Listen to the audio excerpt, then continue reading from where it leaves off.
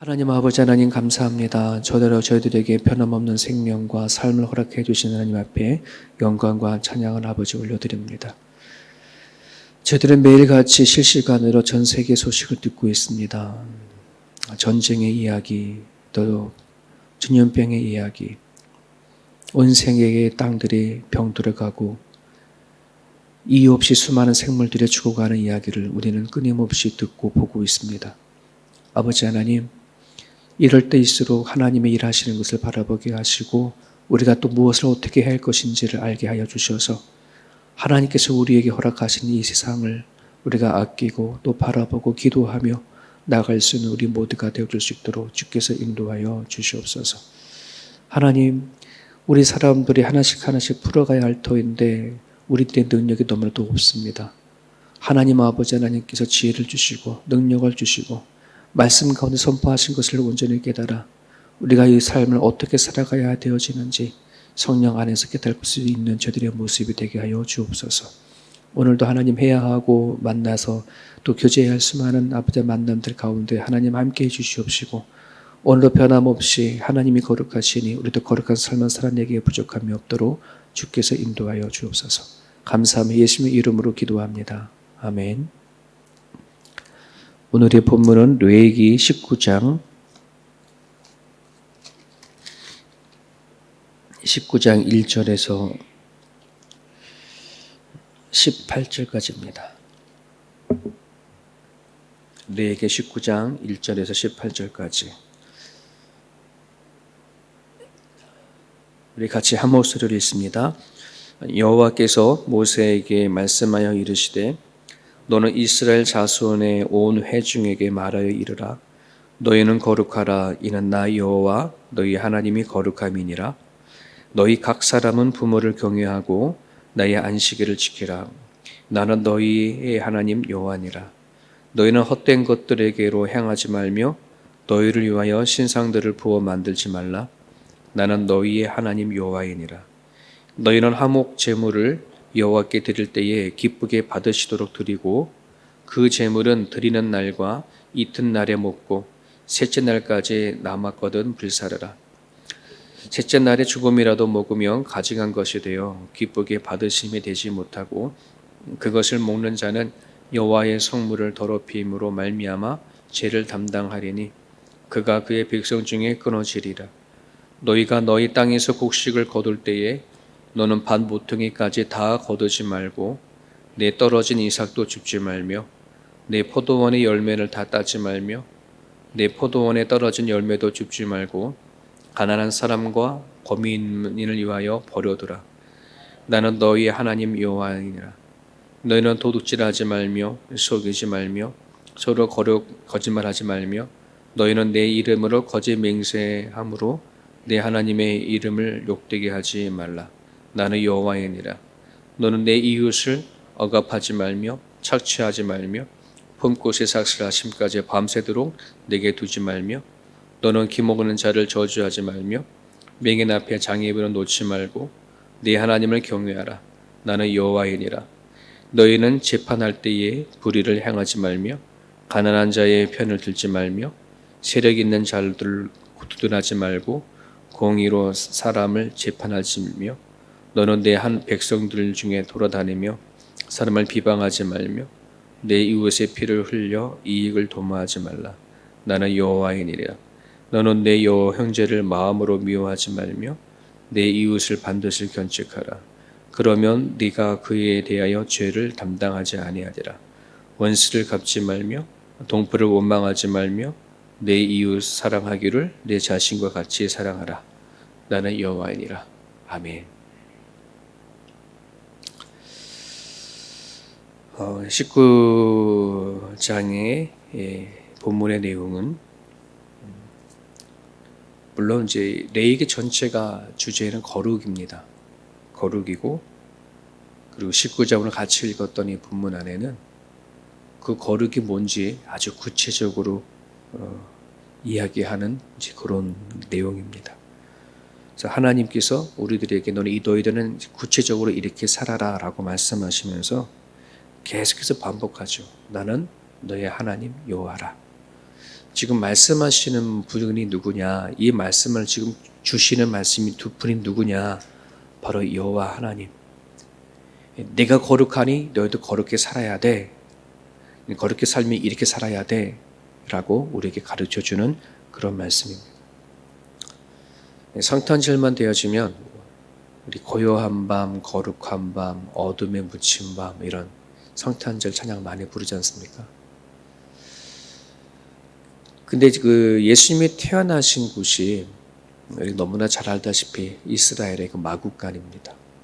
그리고 말 구유에 자 이렇게 지푸라기를 깔고 예수님을 거기다가 이렇게 누운 거 아니겠습니까? 그 태어나신 그 밤이 그 새벽이 고요한 밤은 알겠어요. 어둠에 묻힌 밤은 알겠어요. 근데 거룩한 밤이라 얘기하잖아요. 어렸을 때 그 찬양을 부르면서 도대체 거룩이 뭔데? 고요함은 알겠는데 어두운 것은 알겠는데 어렸을 때부터 부르고 거룩함은 모르고 그냥 고요함만 거룩함만 막 이렇게 불렀던 것 같아요. 우리는 왜 그것이 거룩할까? 여러분 시골에서 자라신 분들은 그 외양간이 어떠한 곳인지 잘 아실 겁니다. 저도 시골에서 외양간을 보고 또 소들의 찌꺼기, 오물들 치우고 또 여물도 끓이고 이런 걸 다 보고 또 경험도 했는데 썩 깨끗하지 못하거든요. 냄새도 그렇고 오물도 그렇고 사람이 먹던 음식 찌꺼기를 여물과 섞여가지고 끓이고 말 구에다 놓고 그런데 그곳을 거룩한 곳이라고 얘기를 합니다. 왜 그럴까? 거룩한 하나님의 아들 예수님이 그곳에 임하기 때문에 그렇습니다. 비록 냄새나는 외양간이고 소와 말들이 먹는 구유 아니지만은 거기에 예수님, 즉 신성이 임했기 때문에 그렇습니다. 신성이 그 자리에 임했기 때문에. 유명한 신학자인 부크너라고 하는 사람이 거룩을 정의할 때에 이렇게 얘기했습니다. 하나님의 흔적이 배어 있는 것. 거룩이 뭐냐? 하나님의 흔적이 배어져 있는 것. 우리는 똑같이 24시간의 시간을 같이 출발을 합니다. 또 우리는 각자 가정에서 또 일터에서 또 여러 가지 삶을 살아가고 있고 또 여러분들이 하루하루 살아가는 수많은 물건들도 있습니다. 또 만나는 사람들도 있고. 그런데 그 하루하루 살아가는 삶 속에 하나님의 흔적이 배어져 있다면 그 많은 시간과 또 많은 장소와 만남들에는 거룩한 시간이 있고 그냥 일반적인 시간이 있는 겁니다. 거룩한 만남이 있고 그냥 일반적인 만남이 있는 겁니다. 거룩한 물건이 있고 장소가 있고 그렇지 않은 곳이 있는 겁니다. 저는 예전에 어렸을 때 말했던 거룩하면 뭐냐? 거룩하면 제일 먼저 떠오르는 것이 그냥 하얀 가운 입고 성가대 애들원들과 같이 예배 드려지는 그런 분위기.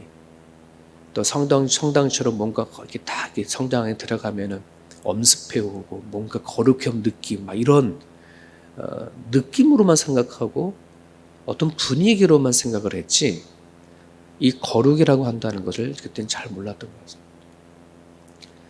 여러분 아론의 제사장 두 아들이 그 자리에 죽은 이유가 뭐예요? 똑같은 불인데 다른 불이었죠.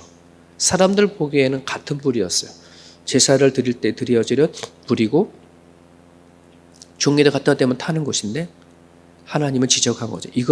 이걸로만 드려라 했을 때에 똑같은 불이지만 그것은 거룩한 불이고 두 아들 아론과 나답과 아비후는 다른 불로 드린 거예요. 그게 하나님 앞에는 죄가 되어진 거잖아요.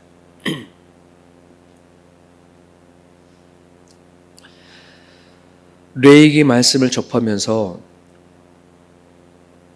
과거에 제가 일터에서 일을 하면서 직원들과 함께 막 물건을 뽑아내야지는데 막 시끄럽고 막 그러잖아요. 그러면 직원들과 함께 너무 감사한 거는 거기 직원들이 거의 다 크리스찬들이었어요. 그래서 막 물건 뽑아내면 지루하고 막 그러잖아요. 그럼 누가 한 사람이 찬양을 하나 시작을 해요. 그럼 그 찬양 아는 사람들 막 같이 찬양하고, 비록 막 물건을 뽑아내어지는 그런 곳이었지만은 그 순간은 이 예배당이 되는 거예요. 이런 걸 가지고 거룩한 거라 얘기를 하는구나. 여러분, 시골 장터 안에서도 어떤 분이 물건을 파면서 마음으로 하나님을 생각하고 속으로 찬양을 흥얼거리며 물건을 파는 사람이 있다면 그 사람이 그 자리에는 거룩한 자리인 거예요. 하나님이 그 자리에 임재하고 또 찬양하고 기도하는 자리이기 때문에 그렇습니다. 거룩이라는 것은 바로 그렇습니다. 오늘 19절에 그 내용을 쭉 얘기를 하고 있습니다. 끝까지 여러분 다 읽어보면 하나님이 거룩하니 너희도 거룩하라는 뜻이 무엇인지를 실질적으로 우리는 알 수 있습니다. 오늘 말씀 안에도 땅에 곡물을 벨 때 반 모퉁이까지 다 거두지 말고 내 떨어진 이삭을 줍지 말라. 포도원의 열매를 다 따지 말고 포도원에 떨어진 열매도 줍지 말아라. 왜요? 가난한 사람을 위해서 거류민을 위하여 버려두라는 거예요. 그들을 위해서 남겨두라고 하는 것이죠. 내일 말씀 보겠지만 품끝에 싹을 줄 때도 언제까지 주라. 주인의 이렇게 마음인데 품끝에 싹을 언제까지 주라는 말씀도 성경에 되어져 있어요. 그리고 나이 드신 어르신, 노인들의 얼굴을 대할 때 어떻게 대하라. 장애인을 대할 때는 이렇게 대하라. 외국인을 대할 때는 이렇게 대하라. 이 말씀을 쭉 읽다 보면은 마치 아버지가 자식들에게 가정교육 시키듯이 그런 분위기예요. 여러분들도 자식 키워나가면 너 바깥에 나가면 이렇게 하지 마, 이렇게 해야 돼, 저렇게 해야 돼 앉혀놓고 가르치잖아요. 왜 가르쳐요? 넌 내 아들이니까. 넌 내 자식이라면 넌 이렇게 해야 돼. 하나님이 나는 거룩하니까 너는 거룩한 백성이 돼야 되거든. 너 거룩한 백성이면 이렇게 해야 돼. 이렇게 해야 돼. 가르쳐 주는 거예요. 그래서 우리는 이런 말씀을 들으면 하나님이 가르쳐 줬지. 하나님 때문에 내가 살아간 삶 속에서 말씀을 기억하고 그렇게 살아가는 거예요. 이게 거룩한 삶인 거예요. 거룩한 삶.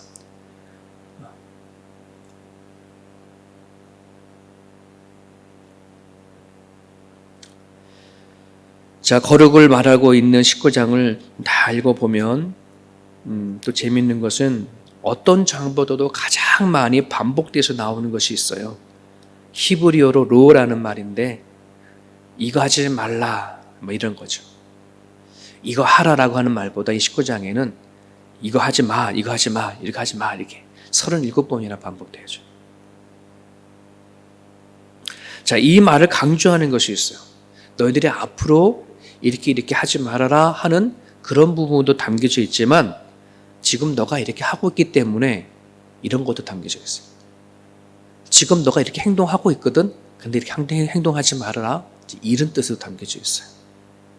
그래서 거룩이라고 하는 시작을 우리가 하나님 알지 못하고 내 마음대로 살다가 하나님을 알게 되어지고 거룩한 그리스도의 백성, 하나님의 자녀가 되어졌는데 어떻게 거룩의 시작을 하실까? 하나님처럼 닮아갈까? 우리 이런 생각 많이 하잖아요. 그러면 어떤 선한 일을 찾아서 무엇을 결단하고 시작하기 전에 그것보다 먼저 앞서는 것이 내 안에 지금까지 잘못 살아왔던 습관들, 행동들을 찾아내어지는 것부터 출발해요. 내가 하나님 없이, 즉 영적인 부모가 없이 살았던 고아와 같은 삶을 살았을 때에 나는 어떻게 행동하고 살았을까? 나는 어떤 습관을 가지고 살았을까? 어떤 행동을 갖고 살았을까? 무엇을 하나님 말씀대로 살지 못했을까를 찾아내는 것. 그거부터 고치는 것이 우리가 거룩한 삶의 시작이라는 것을 기억하셨으면 좋겠습니다. 그래서 이사야 53장에 보면 예수님께서 이 땅에 오시게 되어지면 이사야를 선지자를 통해서 주신 메시지가 있죠. 예언이 있죠. 그분이 오시면 그분의 찔림이 너의 허물을 위한 거다. 그분의 상함이 너의 죄악을 위한 것이다. 그분의 채찍을 맞음으로 너희들이 나음을 얻었다. 이 얘기를 먼저 하거든요. 그래서 오늘 우리들의 허물이 뭔지, 우리가 지금까지 살아왔던 죄악이 뭔지, 우리가 무엇을 낳아야 되고 무엇이 바뀌어져야 하는 것을 먼저 찾는 것이에요. 근데 우리는 참 많은 신앙생활을 해나가면서도 내가 무엇을 할까? 어떤 선한 일을 할까? 하나님 믿으니까 내가 어떻게 행동할까? 나름대로 앞으로의 무엇인가 찾아내어지는 것에 많이 우리가 신경을 많이 썼는데 그거보다 앞서는 것이 내 안에서 있는 고쳐야 하고 바꿔야 할 것을 찾아내는 것입니다. 여러분 17절과 18절에 보게 되어지면 좀 전에 읽었지만 내 이웃을 사랑하기를 내 자신과 같이 사랑하라 하는 메시지가 있어요. 이것은 예수님께서 신약에 예수님께서 오셔서 동일하게 말씀하신 거죠. 내 이웃을 내 몸같이 사랑하라. 여러분 내에게서 말하는 이 말씀과 신약에서 예수님께서 오셔서 말씀하신 내 이웃을 내 몸같이 사랑하라. 이것을 우리는 거룩을 얘기합니다. 내에게서 말하는 이 거룩함이 예수님께서 오셔서 똑같은 말씀을 하시는 거예요. 거룩하는 것. 이것은 내 이웃을 내 몸처럼 사귀는 것인데 너희들은 내 이웃을 너 몸처럼 좀 여기지 않고 있다. 뭐 이런 거겠죠. 여러분 인간이 타고난 죄에 대한 본능은 남을 위해서 남을 사랑하는 거 전혀 그럴 수 없는 존재예요. 우리는 부모 밑에서 태어난 존재이지만 부모를 사랑하는 것도 내 형제를 사랑하는 것조차도 항상 개인적이에요. 내 자기 중심적인 겁니다. 근데 예수님은 또 하나님은 우리 가운데 오셔서 말씀하십니다. 내 이웃을 너 몸처럼 사랑하라. 이것은 우리들의 타고난 본능을 뛰어넘는 그런 수준의 사랑을 얘기를 하는 거거든요. 이게 어떻게 가능하냐? 우리 가운데 신성이 임했기 때문에, 예수님이 임했기 때문에. 처음에 앞부분에 말씀드렸던 것처럼 말 구유 안에 그 더러운 짐승들을 먹었던 밥통 안에 풀을 깔고 거기 예수님을 눕혔잖아요. 그 말 구유가 신성, 거룩한 구유가 되어지는 거잖아요. 오늘 우리가 안에 예수님이 들어오기 전에는 정말 냄새나는 말 구유의 여물통과 같은 우리들의 존재. 평상시에 깨끗하지만 우리 속은 항상 시끄럽고 더러운 것이 가득한 우리들의 모습들. 나 개인적으로만 살아갈 수밖에 없는 나이들의 모습들. 그런데 예수님이 우리들 가운데 오셨어요. 우리 안에 신성을 심어준 겁니다. 성령을 통해서 말이죠.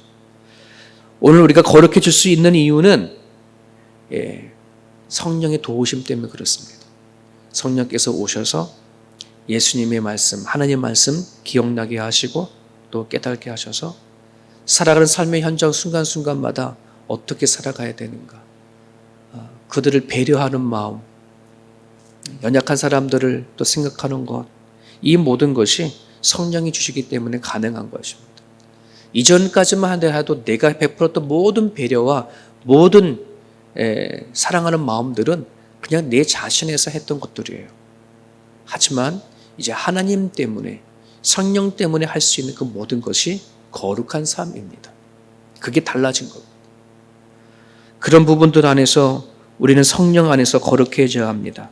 성령으로 우리가 무엇을 못하고 있는지, 반드시 했었어야 되는데 못하고 있는 것이 뭔지, 고쳐야 하는데 고치지 못하고 있는 것이 무엇인지, 가져야 하는데 가지지 못하는 것이 무엇인지 성령 안에서 깨닫고 발견하는 것. 근데 더 중요한 건 그게 깨닫고 찾는 것에서만 있는 게 아니라 그 다음 단계는 그것을 알았다면 실천할 수 있는, 행할 수 있는 행함의 거룩함이 우리한테 필요합니다. 사랑도 그냥 사랑이 아니라 수고의 사랑이 필요하듯이 우리에게 필요한 것은 행동하는 그런 거룩이 필요합니다. 오늘날 수많은 기독교가 또 교회가 시대를 살아가면서 많이 예전보다 거룩이 약해졌고 영성이 약해졌다. 그것이 무엇을 의미하느냐? 쉽게 말하면 수고하는 사랑이 사라져가고 있다. 행함이 있는 거룩이 사라져가고 있다 하는 부분들입니다. 오늘 저희들이 다시 한번 하나님 안에서 기독교인들의 영성을 회복하기 위하여서 가정 안에서나 또 교회 안에서나 내가 살은 삶의 그 자리에 하나님의 흔적이 배어져 있는 삶을 살아낼 수 있길 바라고, 그냥 사랑이 아니라 수고하는 사랑, 희생하는 사랑, 행함이 있는 그런 삶들이 우리 삶 가운데 있을 수 있도록 성령의 도우심을 구하는 그런 아침이 되었으면 좋겠습니다. 오늘 주신 말씀을 여러분 붙잡으시고 개인의 영성과 함께 우리 교회의 영성들이 더 하나님 단단히 세워져 갈 수 있도록 이 아침을 기도해 주셨으면 좋겠습니다.